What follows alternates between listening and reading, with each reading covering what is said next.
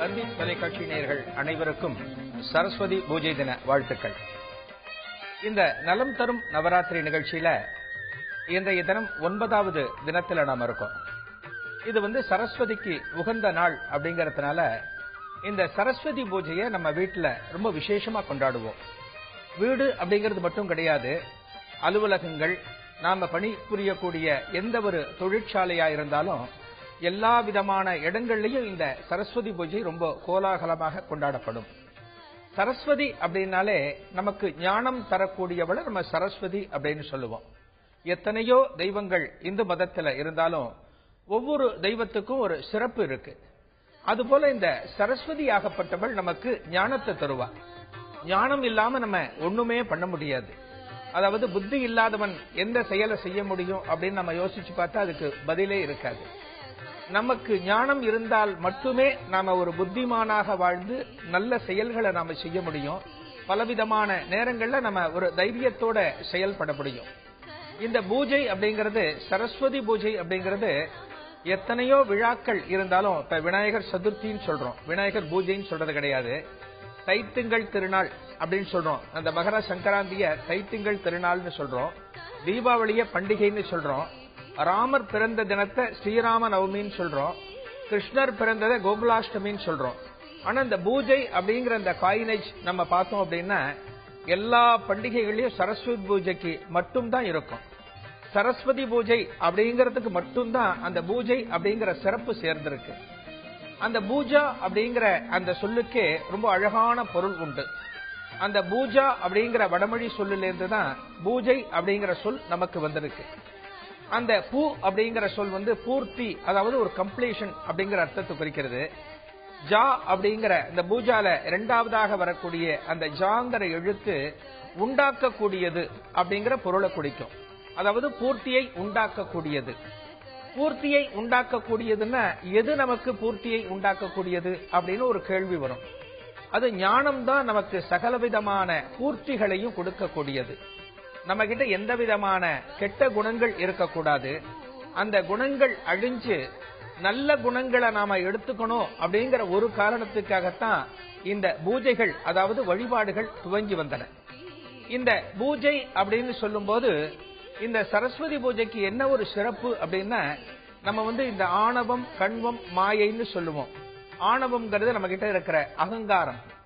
கண்மம் அப்படின்னு சொல்றது ஒரு பொறாமை, அடுத்தவர் மேல நாம கொள்ளக்கூடிய பொறாமை. இந்த மும்மலங்களையும் ஆணவம், கண்மம், மாயை, அந்த மாயைங்கிறது ஒரு இல்யூஷன் சொல்லுவோம். அதாவது எதுவுமே இல்லாத ஒண்ண நாம இருக்குன்னு நினைச்சிட்டு இருப்போம். அதாவது எட்டக்கூடாத ஒரு உயரத்துக்கு நாம போகணும் அப்படின்னு நினைக்கிறது மாயை. இந்த மூன்று குணங்களையும் ஒழிக்கக்கூடியதுதான் இந்த திருநாள்.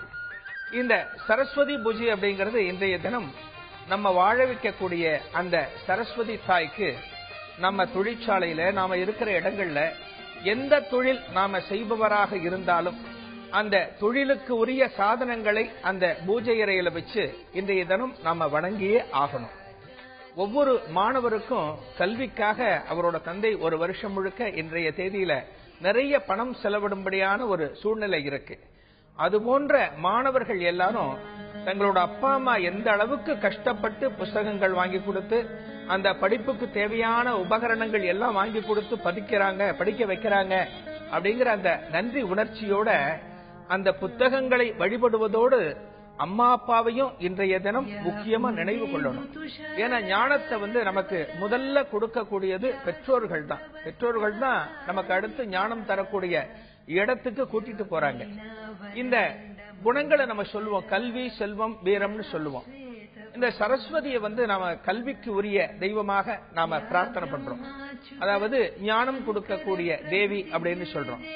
இந்த மூன்று தேவியர்கள்ல எது முக்கியமான தேவி அப்படிங்கிற போட்டி நிறைய புராணத்துல உண்டு. கல்வியா, செல்வமா, வீரமா அப்படிங்கிற பாட்டெல்லாம் நாம நிறையவே கேட்டிருக்கோம், படமும் பார்த்திருக்கோம்.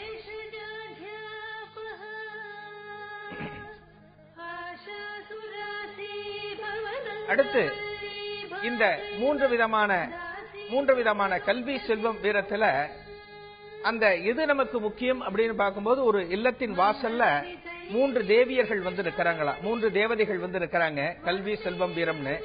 ஒரு வீட்டுக்குள்ள யார் உள்ள வர்றது அப்படின்னு கேக்குறாங்க. உங்க வீட்டுக்குள்ள யாரானும் நாங்க ஒருத்தர் உள்ள வர முடியும், யார் வர்றதுன்னு கேக்குறாங்களா. அப்படி கேட்கும் போது அந்த வீட்டுல இருக்கிற பையன் சொல்றான், அவனுக்கு வீரம் பெருசா இருக்கு, வீரம் எங்க வீட்டுக்குள்ள வரலாம் அப்படின்னு சொல்றான். அவங்க அப்பா சொல்றாரு, கொஞ்சம் பொறுப்பா, வீரம் வேண்டாம், நமக்கு செல்வம் தான் வேணும், செல்வம் உள்ள வரட்டும் அப்படின்னு அப்பா சொல்றாரு. அப்ப அந்த அம்மா சொல்றாங்க, வீட்டு அம்மா சொல்றாங்க, நீங்க 2 பேருமே அமைதியா இருங்க, நமக்கெல்லாம் தேவை கல்விதான், ஞானம் தான் முதல்ல முக்கியம், அதனால கல்வி உள்ள வரட்டும் அப்படின்னு சொல்றாங்க.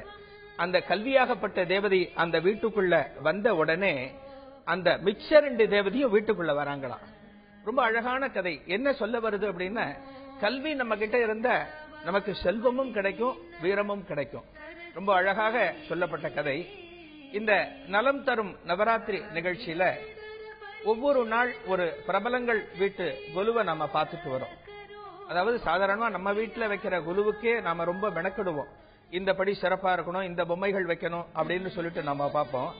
ஒரு பிரபலங்கள் வீட்டு குலுன்னா எந்த அளவுக்கு ஒரு விமரிசையா இருக்குங்கிறத நம்ம கற்பனை பண்ணி பார்த்தா ரொம்ப நல்லா இருக்கும். இன்றைய தினம், அதாவது நவராத்திரி தினத்தின் 9வது நாளான இன்றைய தினத்துல சிறந்த குணச்சித்திர நடிகை லட்சுமியோட வீட்டு குலுவை நாம பார்க்க இருக்கோம். அந்த அவங்க வீட்டு குலுவை நம்ம எல்லாரும் பார்க்கலாம். மேடம் வணக்கம்.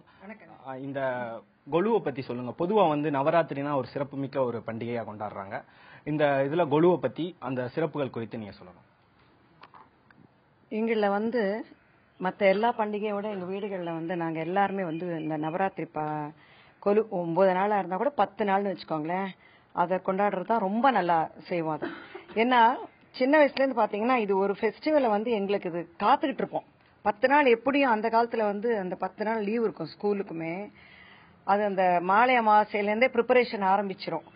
அப்பெல்லாம் இந்த படிக்கட்டி இருக்கிற பொம்மையெல்லாம் இல்ல. அப்ப சாதாரணமா இந்த இருக்கிற கள்ளிப்பட்டி, ஜாதிப்பட்டி, அட்டைப்பட்டி எல்லாத்தையும் வச்சு இருக்கிற வீட்டுல இருக்கிற அங்கவஸ்திரம், வேஷ்டி எல்லாம் போட்டு அந்த மாதிரி வந்துட்டு இருந்த கொலு அப்போத்துல இருந்தே அதுக்கு ஒரு ப்ரிப்பரேஷன் ஆரம்பிக்கும். அந்த மூடு இன்னைக்கும் நாங்க எல்லாருமே மெயின்டைன் பண்றோம். நவராத்திரி நேரத்துல மாத்திரம்தான் எல்லாரும் உட்கார்ந்தோம்னா கொஞ்சம் சேர்ந்தா கொஞ்சம் பொம்மையெல்லாம் கூட டான்ஸ் ஆடிடும். அந்த அளவுக்கு வீடே அமக்கலம் படும், எல்லாமே கலாட்டா பண்ணிட்டு இருப்போம், ஜாலியா இருக்கும். கொலுன்னு நினைச்சாலே எனக்கு சாவித்திரி அம்மா மறக்க முடியாது. எனக்கு ஒரு 9-10 வயசு இருக்கும். அப்பதான் ஃபர்ஸ்ட் டைம் அவங்க கொலு பார்க்க வந்தாங்க வீட்டுக்கு. பார்க்க வந்துட்டு நம்ம கொலுவை பார்த்தோன்னே எங்க அம்மா எப்பவுமே பெருசா கொலு வைப்பாங்க. ஏன்னா அதான் நாங்க எல்லாரும் சின்ன வீடா இருக்கு, பெரிய வீடாங்கிறது கணக்கு கிடையாது. இருக்கிற அதுல இவ ரொம்ப நல்லா கொலு வைப்பா, ஃபர்ஸ்ட் கிளாஸா வைப்பா. என் தங்கை சரசா ரொம்ப நல்லா கொலு வைப்பா. அதாவது ஒரு தீமா வேற எடுத்துப்பா. இந்த வருஷம் இப்படி ஒரு தீம், அந்த வருஷம் அப்படி ஒரு தீம்னு அதுக்கு ஒரு மெனக்கெட்டு அதை பண்ணுவா. அவ பண்றாளேங்கிற ஒரு இன்ஸ்பிரேஷன்ல எங்களுக்கெல்லாம் கூட பண்ணணும்ன்ற ஆர்வம் வந்துடும். சரசா அப்படி வச்சிருக்காளாமே அப்படின்னுட்டு. எங்க அம்மா அந்த மாதிரி ரொம்ப வெரைட்டியா வைப்பாங்க, பொறுமையா வெரைட்டியா வைப்பாங்க. அவங்கள அந்த கொலு பாக்கிறதுக்கு சாவித்திரி அம்மா இவ்வளவு அழகா இருக்கே, ஆர்ட் டைரக்டர் யாராவது வச்சாங்களான்னு. அப்புறம் அம்மா சொன்னாங்க, ஆர்ட் டைரக்டர் எல்லாம் நாங்க சேர்த்துக்க மாட்டோம், நாங்களே தான் வீட்டுல வச்சுப்போம், இது நாங்களே தான் பொம்மநாட்டிகள் தான் கஷ்டப்பட்டு எல்லாம். ஆம்பளைகள் அந்த படியெல்லாம் கட்டி கொடுக்கறது, துணி போடுறதுக்கெல்லாம் ஹெல்ப் பண்ணுவாங்க. பொம்மநாட்டிகள் இன்னும் பின்னாடி கணக்கிற அப்படிலாம் நீ ஒன்னும் பண்றது இல்லைன்னு தெரியும். இன்னைக்கு இருக்கிற ஆம்பளைகள்லாம் யாரும் பண்றது இல்லை. ஆனா எங்காத்துக்கார் பண்றாருமா. எங்க வீட்டுல பாத்தீங்கன்னா அவர் தான் படியெல்லாம் கட்டி துணி எல்லாம் போட்டு எல்லாம் ரெடி பண்ணிடுவார். அப்புறம் படி மேல ஏறி முதல்ல அம்பாளை பூஜை பண்ணி நான் வச்சுட்டேன்னா அப்புறம் ஒன்னொன்னா வச்சு கொடுப்பார். அப்புறம் உட்காந்து இது எடுத்து அங்க போய் அது கரெக்டா வரும், இது கரெக்டா வரும்னு பண்ணுவார். லைட்டிங் ஃபுல்லா பண்ணி கொடுப்பார். எக்ஸ்ட்ரா வெளியே ஆள் இருக்க மாட்டாங்க.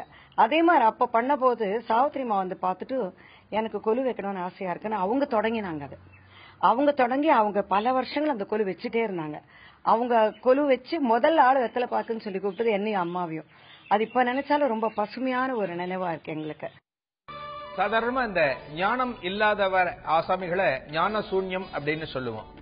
அதாவது ஞானம் இல்லைன்னா எந்த விதமான பிரயோஜனமும் இல்லை அப்படின்னு அர்த்தம். பிரபல மேதை பத்ருஹரி அழக சொல்லுவார். அதாவது விக்ரமாதித்தனோட அண்ணன் இவர். இந்த பத்ருஹரி என்ன சொல்லுவார் அப்படின்னா, ஒரு காணல் நீரை கூட நாம குடிச்சுட முடியும், ஒரு முயலோட கொம்பு கூட நம்மளால தடவி பார்த்துட முடியும், ஆனால் ஒரு முட்டாளுக்கு நாம எந்த விதமான விஷயத்தையும் சொல்லித்தர முடியாது, சொன்னா அவங்களால புரிஞ்சுக்க முடியாதுன்னு அழகா சொல்லுவார். ஞானம் இல்லை அப்படின்னா நம்மளால இந்த வாழ்க்கையில எதுவுமே பண்ண முடியாது. அந்த ஞானத்தை நாம அடையணும் அப்படிங்கிறதுக்காகத்தான் நம்ம சரஸ்வதி தேவிய இந்த தினத்துல நாம வழங்குறோம். அதாவது சரஸ்வதியை வணங்கினா நமக்கு எல்லா விதமான அந்த வளங்களும் அந்த ஞானமும் நமக்கு கிடைக்கும் அப்படின்னு ஆன்மீக நூல்கள்ல ரொம்ப அதிகமா சொல்லப்பட்டிருக்கு. இதற்கு எல்லாருக்கும் தெரிந்த ஒரு உதாரணம் சொல்லணும் அப்படின்னா, வரதன் அப்படின்னு ஒரு ஆசாமி ஸ்ரீரங்கத்துல அந்த ஆலயத்துல ஒரு பரிஜாரகரா இருந்திருக்கார். அந்த ஸ்ரீரங்கம் ஆலயத்துல பரிஜாரகரா இருக்கிற அந்த வரதனுக்கும் திருவானைக்கோவில்ல பக்கத்துல இருக்கிற மோகனாங்கி அப்படிங்கிற ஒரு பெண்மணிக்கும் ஒரு நெருக்கம் ஏற்பட்டது. அந்த மோகனாங்கி சிவத்துண்டு செய்யறவங்க, இந்த வரதன் ஒரு வைணவ ஆலயத்துல சமையல் பணி செய்யறவர். இவங்க 2 பேருக்கும் ஒரு காதல் மலர்ந்தது. இந்த காதலோட வெளிப்பாடு என்ன ஆச்சு அப்படின்னா, ஒரு நாள் ராத்திரி இந்த வரதன் திருவானைக்காவல் கோவிலுக்கு போறார். ராத்திரி நேரத்துல தன்னோட காதலி மோகனாங்கிய சந்திக்கிறதுக்காக போகிறார். அந்த இடத்துல போன பிறகு மோகனாங்கிக்காக இவர் காத்திருக்கும் போது மோகனாங்கி வரவே இல்லை. அந்த அசதியில என்ன பண்ணிடுறார், அந்த வரதன் தூங்கிடுறார். தூங்கின பிறகு அந்த வேளையில அதே கோவில்ல இன்னொரு பக்கத்துல ஒரு அந்தனர் ஒருத்தர் சரஸ்வதிய துதிச்சு ஒரு பெரிய ஜபம் இருக்க, ஒரு பெரிய தவம் செஞ்சுட்டு இருக்க. அதாவது சரஸ்வதி தனக்கு முன்னால வரணும், அந்த சரஸ்வதி தேர்ந்து பலவிதமான கலைகளை தான் வாங்கிக்கணும்னு ஒரு தவம் இருக்க. அவரோட தவத்துக்கு இறங்கி அவருக்கு அருள் பண்ணணும் அப்படிங்கறதுக்காக சரஸ்வதி அவருக்கு முன்னால ஒரு சாதாரண ஒரு பெண் வடிவில தன்னோட வாயிலிருந்து தாம்பூலத்தை அவருக்கு உமிழ்வதற்காக வாயை திறக்க சொல்ற. அந்த அந்தனர் பாக்குறார், நீ யாரு என்னன்னே தெரியல, உன்னோட தாம்பூலத்தை நான் எப்படி வாங்கிக்க முடியும், நீ இந்த இடத்திலிருந்து கிளம்பு, நான் சரஸ்வதிக்காக காத்துட்டு இருக்கேன் அப்படின்னு அந்த அந்தனர் சொன்னார்.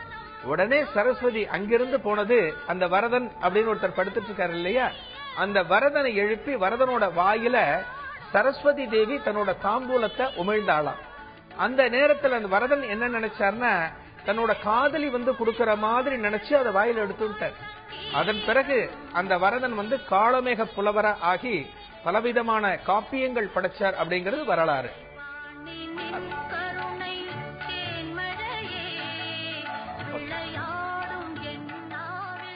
இந்த நலம் தரும் நவராத்திரி நிகழ்ச்சியில சாதாரணமா மைசூர்ல அந்த தசரா ஊர்வலம் அப்படிங்கிறது ரொம்ப விசேஷமா இருக்கும். இந்த தசரா ஊர்வல அந்த தொகுப்புக்கு ஒரு முன்னோட்டமா தந்தி தொலைக்காட்சியோட செய்தியாளர் எழில் அவர்கள் மைசூர்ல சாமுண்டி மலையில காத்துட்டு இருக்கார். அவர் என்ன சொல்வார்னு நாம கேட்போம்.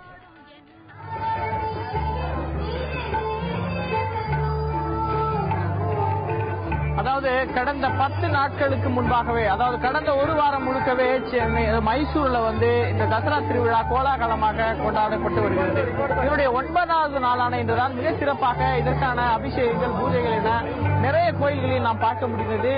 குறிப்பாக மைசூரிலிருந்து சுமார் 8 கிலோமீட்டர் தொலைவில் இருக்கிற சாமுண்டீஸ்வரி மலை கோயில் தான் தற்போது நாம் நின்று கொண்டிருக்கிறோம். அந்த காட்சியை நாம் இப்போது நமது கேமராமேன் காமிக்கலாம்.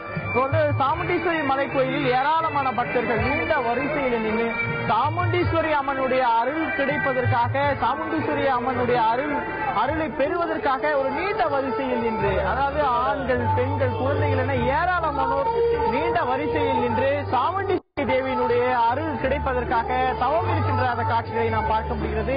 இவர்கள் காலை முதல் இன்று காலை அதிகாலையே அவர்கள் காத்திருப்பதாக நிறைய பக்தர்கள் நம்மிடத்தில் சொல்லியிருக்கிறார்கள். குறிப்பாக இந்த சாமுண்டீஸ்வரி அம்மனை இவர்கள் வணங்குவதற்கு மிகப்பெரிய ஒரு வரலாறு இருப்பதாக சொல்லப்படுகிறது. குறிப்பாக மைசூரை ஆண்ட மன்னரான 4ஆம் காமராஜ மன்னர் ஒரு முறை ஒரு இயற்கையினுடைய ஒரு பேரிடரில் அவர் சிக்கிக் கொண்ட பொழுது அவர் சாமுண்டீஸ்வரி தேவியிடத்தில் இந்த இயற்கை பேரிடத்திலிருந்து இந்த புயலில் சிக்கிக் கொள்கிறார். அந்த புயலில் இருந்து தம்மை மீட்க வேண்டும், தம்மை காப்பாற்ற வேண்டும் என சாமுண்டீஸ்வரியிடத்தில் உருகி வேண்டிக் கொண்டதின் விளைவாக அந்த அம்மையார் அந்த மன்னரை அந்த இயற்கை சீற்றத்தில் இருந்து காப்பாற்றி அருள் பாலித்ததாக வரலாறு உண்டு. அதன் தொடர்ச்சியாகத்தான் அந்த மன்னர் தற்போது இந்த சாமுண்டீஸ்வரி மலை கோயிலில் சாமுண்டீஸ்வரி அம்மனுக்கு ஒரு மிகப்பெரிய ஒரு உயர்ந்த கோபுரத்தை இந்த இடத்தில் அமைத்திருக்கிறார்கள். இது மிகப்பெரிய உலக அளவில் மிகப்பெரிய ஒரு பிரசித்தி பெற்ற ஒரு மலை கோயிலாக இது கருதப்படுகிறது. இங்கு இந்தியாவை சேர்ந்த பல்வேறு மாநிலங்களை சேர்ந்தவர்கள் மட்டுமல்ல, அதே போன்று பல நாடுகளை சேர்ந்த அயல்நாட்டுக்காரர்களும் கூட தற்போது சாமுண்டீஸ்வரி அம்மனை வணங்குவதும், சாமுண்டீஸ்வரி அம்மனிடத்தில் தங்களுக்கு வேண்டிய அந்த அருளை பாலிக்க வேண்டும் என்று அவர்கள் இந்த இடத்தில் வேண்டுவதும், அதற்காக பூஜைகள் செய்வது என பல காட்சிகளை இந்த இடத்தில் நாம் பார்க்க முடிகிறது. ஒரு தசரா திருவிழா என்றால் மைசூரில் ஆட்டங்களும் பாட்டங்களும் கலை நிகழ்ச்சிகளும் நடக்கும். அதே போன்று மின் விளக்குகளால் சதுக்கங்கள், அதே போன்று அரசு அலுவலகங்கள், கோவில் கோபுரங்கள் எல்லாம் அலங்கரிக்கப்பட்டிருக்கும் என்ற ஒரு காட்சியை மீறி தற்போது இந்த சாமுண்டீஸ்வரி அம்மனை வணங்குகின்ற ஒரு பூஜை மிக பிரசித்தி பெற்ற ஒரு திருவிழாக தற்போது நடந்து கொண்டிருக்கிறது. மீண்டும் ஒரு முறை நமது ஒளிப்பதிவாளர் அந்த நீண்ட ஒரு பக்தர்கள் அந்த சாமுண்டீஸ்வரியுடைய அம்மனுடைய அந்த கருவறையை சென்று பார்ப்பதற்கான ஒரு ஆவலாக காத்து பல மணி நேரங்களாக காத்து நின்று அந்த சாமுண்டீஸ்வரியுடைய அம்மனுடைய அந்த முகத்தை பார்த்துவிட்டு அவர்கள் திருப்தியாக திரும்புகின்ற அந்த காட்சிகளை நாம் பார்க்க முடிகிறது. இப்படித்தான் பக்தர்கள் அனைவரும் அணி அணியாக சாமுண்டீஸ்வரியுடைய அம்மனுடைய அந்த அருளைக்காக தற்போது காத்திருக்கின்ற காட்சிகளும், அந்த அம்மனை வர்ணித்து பாடுகின்ற காட்சிகளும், அம்மனுடைய புகழை பறைசாற்றுகின்ற பாடல்கள் இந்த இடத்தில் ஒலித்து இருக்கிறது. ஒரு 10 வயது சிறுமி ஒரு கலை நிகழ்ச்சியில் ஒரு கலை மேடையில் அமர்ந்து சாமுண்டீஸ்வரி அம்மனை உருக உருக பாடுகின்ற அந்த காட்சி இங்கு இருக்கிற பக்தர்கள் அனைவரையும் ஒரு பக்தி வயப்பட வைக்கிறது, ஒரு உணர்ச்சி வைக்கிறது. அனைவரும் மெய் சிலிர்க்கின்ற வகையில் இந்த இடத்தில் வழிபாடுகள் நடக்கிறது. ஒரு அதே போன்று சுடர்களை ஏற்றியும் கற்பூரங்களை கொளுத்தியும் மாலைகளை ஏந்தி ஒன்றும், அதே போன்று தேங்காய் பழங்கள் என அம்மனுக்கு பல்வேறு வகையான பக்தர்கள் என்ன விரும்புகிறார்களோ அது போன்ற ஒரு வகையான பூஜை பொருட்கள் எல்லாம் கொண்டு வந்து மனமுருகி அவர்கள் வேண்டுகின்ற காட்சிகள் உண்மையாகவே நம்மை மெய் சிலிர்க்க வைக்கிறது என்றுதான் சொல்ல வேண்டும்.